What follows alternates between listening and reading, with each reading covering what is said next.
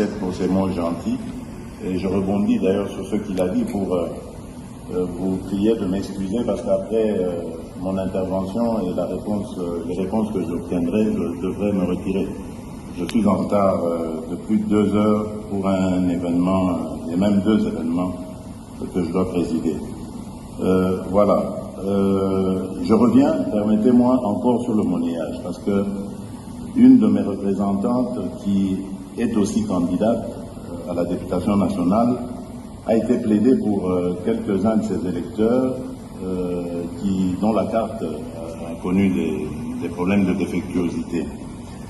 Et là, malheureusement, et c'est vraiment scandaleux, des agents de la CENI lui ont exigé de l'argent. Donc, à raison de 10 000 francs congolais par duplicata. Je vous prie, Monsieur le Président, de tout mettre en œuvre pour non seulement définitivement éradiquer ce genre de pratique, mais aussi trouver ce genre de responsables et de les sanctionner sévèrement. Parce que ça commence comme ça et on ne sait pas comment ça va finir.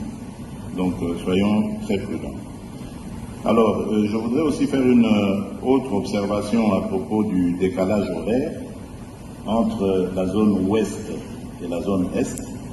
Est-ce que le fait qu'à l'est, le scrutin se terminera avant, 1 heure avant normalement, il sera clôturé 1 heure avant l'ouest, ne risque pas de donner l'occasion à certains mal intentionnés de faire des...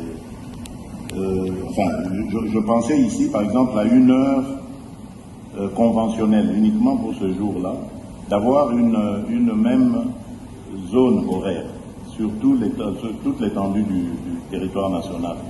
Serait-ce possible d'en arriver là? Et ainsi, on pourrait commencer à 6 heures pour tout le monde, 6 heures à Kinshasa, en supposant, par exemple, qu'à l'Est, pendant qu'il sera 7 heures, on ramène l'heure à 6 heures aussi.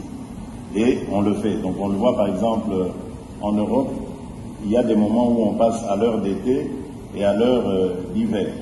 Donc c'est possible. C'est une convention, il suffit simplement de se mettre d'accord tous ensemble. Et ainsi, il n'y aura pas de suspicion ci et là. Alors, quelqu'un a posé cette question ici.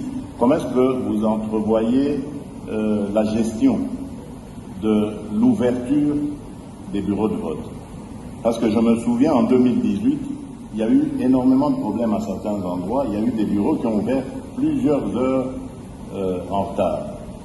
Et surtout, lorsqu'il y a des intempéries, comme la pluie, ça emmène aussi encore ce genre de retard. Est-ce que vous êtes suffisamment parés à de telles éventualités?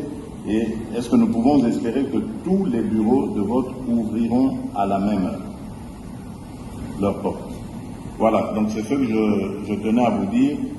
J'attends donc votre réaction, Monsieur le Président, avant de pouvoir me retirer. Je m'excuse en tout cas encore une fois auprès de mes collègues candidats, mais le devoir m'appelle.